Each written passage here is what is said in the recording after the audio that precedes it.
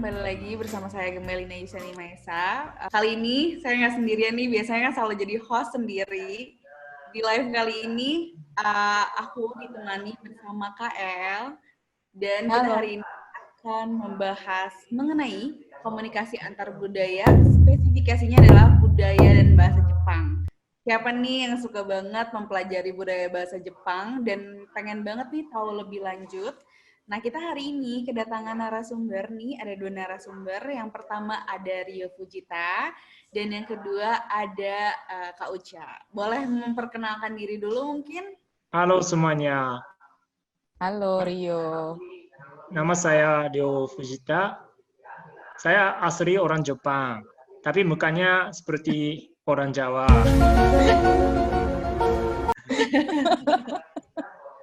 Ya, Karena agak apa? curiga ya.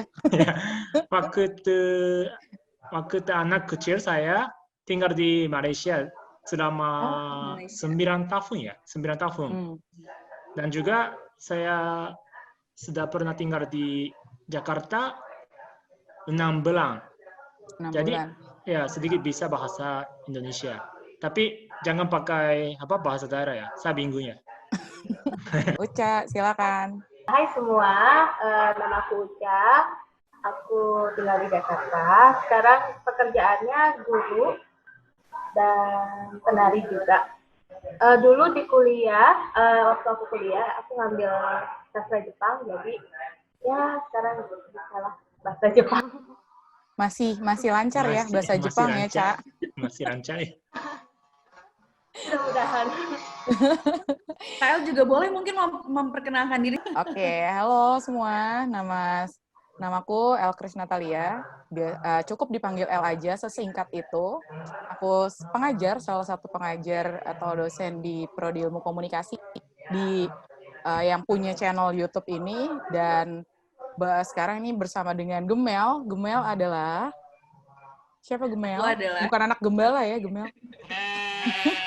Aku adalah mahasiswa ilmu komunikasi angkatan 2017. Udah mahasiswa tingkat akhir sih sebenarnya bisa dibilang ya. Okay. Nah, aku nanya nih KL, sebenarnya kalau yang dipelajari di ilmu komunikasi itu kan ada komunikasi antar budaya kan. Yeah. Boleh nggak sih KL ngejelasin sedikit nih pengantar sebelum kita membahas lebih lanjut tentang pembahasan kita hari ini? Iya. Kebetulan aku memang spesialisasinya memang di komunikasi antar budaya. Nah, kalau kita bicara mengenai budaya itu kan benar-benar beragam ya, dan itu pasti kompleks juga ya. Jadi bukan hanya sesuatu yang dilihat di luar, tapi juga ada bagaimana yang ada di dalam dari diri individu ya, dari diri seseorang. Nah, bagaimana kalau ketika 2 orang itu saling berkomunikasi tapi latar belakang budayanya itu berbeda. Nah, itu yang menarik dari komunikasi antar budaya.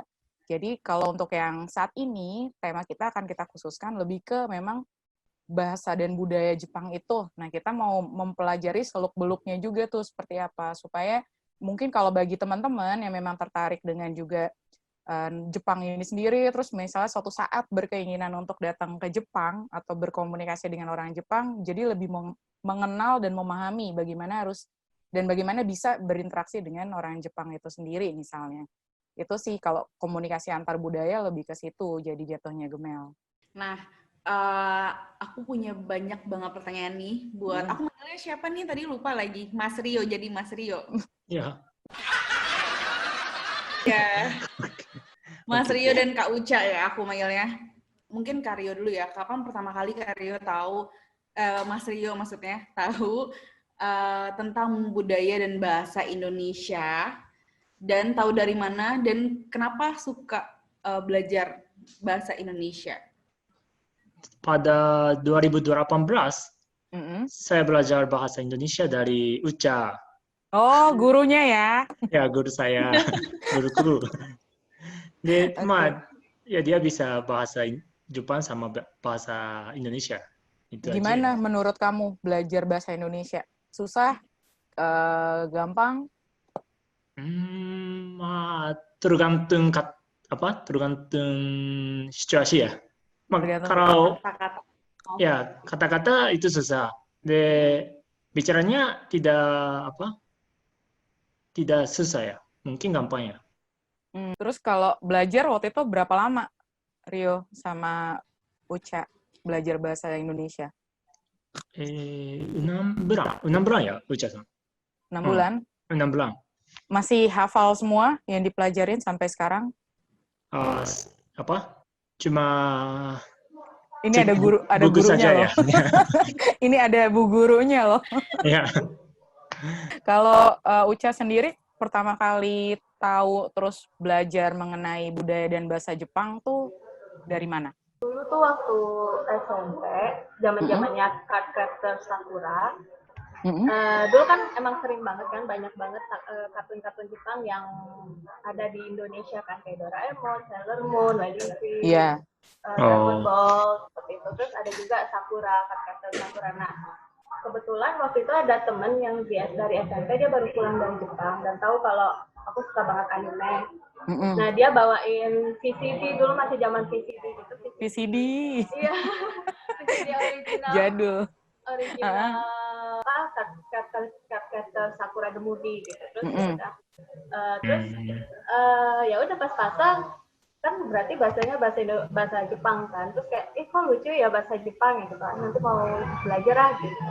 Terus selain itu ya emang karena suka ya anime, manga ya. Susah nggak sih? Awalnya susah karena harus belajar 3 huruf kan. Terus kalau grammar sih nggak begitu susah karena di Jepang nggak ada perubahan sifat kayak perempuan, laki-laki, atau aku, dia, kamu. Tapi itu bahasa Jepang susah, Ca. Sampai detik ini aja aku cuma bisa wakarimaseng. Sisanya lupa. Dulu aku pernah belajar bahasa Jepang, tapi aku udah lupa semuanya. Kalau Rio sendiri pernah mengalami kesulitan nggak sih waktu belajar bahasa Indonesia itu sendiri? Bahasa Indonesia ada apa? Bangunan, pembangunan. Iya, bangun, membangunkan, bangunan. Ya, artinya semua beda kan? Iya. Ya, itu paling susah. Gitu. Oh, yang ada kalau ada imbuhan gitu ya, berarti. Iya. Oke. Kalau Uca, kesulitannya waktu belajar bahasa Jepang? Uca? Kalau aku sudah pasti belajar kanji. Kanji. Iya. Makanya aku boleh nggak sih kalau belajar bahasa Jepang aku cukup ngomong aja, nggak perlu belajar bacanya, nggak boleh ya? Baca sama nulisnya nggak usah. Kayaknya sih nggak apa-apa karena sekarang juga sudah lebih mudah. Karena di handphone pun udah ada keyboard Jepang. Tinggal nulis Latin, terus nanti keluarnya hiragana atau katakana atau kanjinya. Terus sama biasanya tuh kanji dipakai buat di koran ya biasanya Ya. Sekarang juga kan koran udah nggak terlalu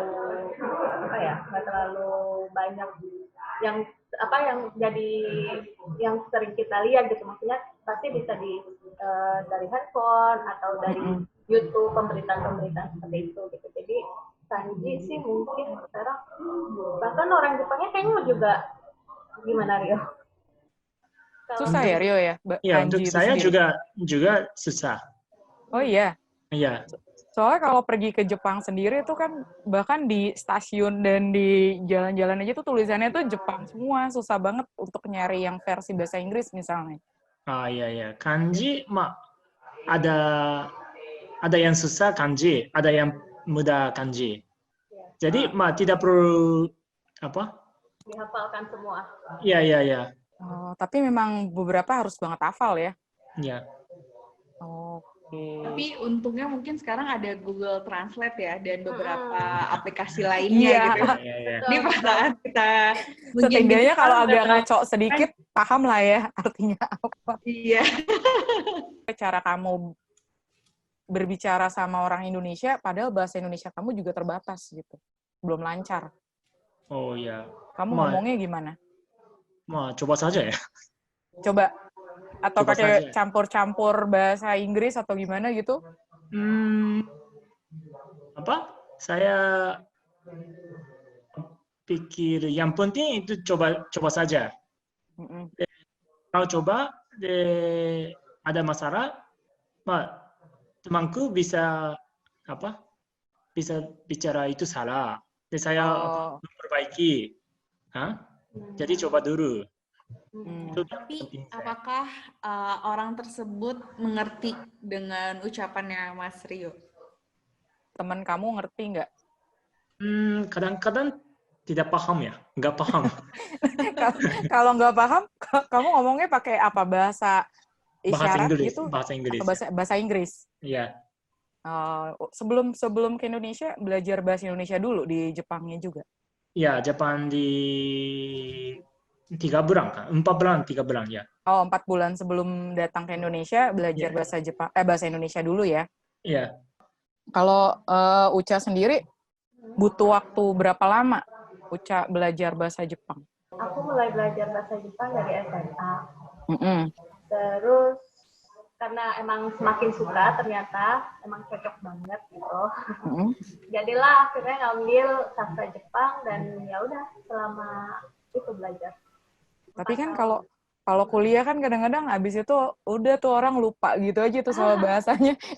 Yang membuat Uca sampai sekarang tetap ingat dengan bahasa Jepang tuh apa?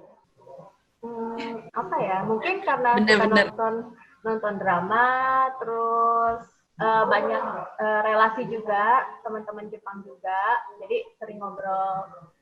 Nonton ini ya, dorama-dorama ya. Ya, drama. Pak Mas Rio itu bahasa Jepang itu kan nggak cuma satu gitu. Maksudnya ada tingkatan-tingkatannya.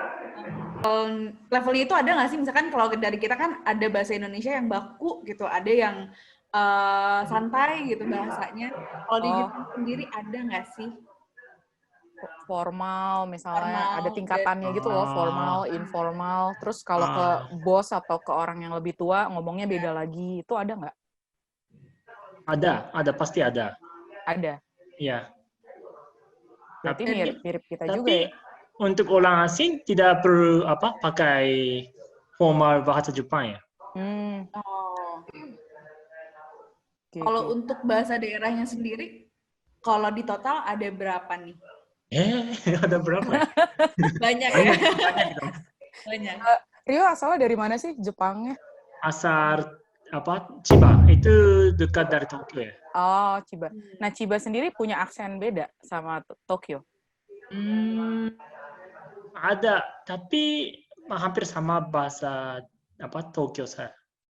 Oh, jadi aksennya juga hampir mirip ya? Ya. Aksen ngomongnya itu hampir mirip. Soalnya aku dengar kan kayak Osaka gitu kan itu aksennya udah beda ya. Cara beda, ngomongnya juga beda gitu. Ya, saya juga bingung ya. Tes berdua deh nih Uca mungkin sama Rio ngomong dalam bahasa Jepang. Pengen nanti terjemahannya ada ya teman-teman nanti. Oke, nanti di subtitle ya. Tapi bebas atau kayak Bebas boleh. Oh, bebas. Oke. Kok jadi deg-degan ya? Bebas. Ryo-san, genki desu ka? Genki desu. Kazoku wa dou desu ka? もう一回いいですか? 家族。家族も元気です。あなたの息子超可愛いよね。もうありがとうございます。超可愛いです。でも今何歳ですか? 今は、まだ0歳で8ヶ月です。8ヶ月ね。そっか。Bentar, kayaknya aku tahu deh nih. Ini pasti lagi ngomongin keluarganya Rio. Nanya kabar ya Rio, terus habis itu keluarganya, terus ngomongin anaknya Rio ya? Iya, betul. Ya. Pintar, El. Sama umurnya berapa? Ya.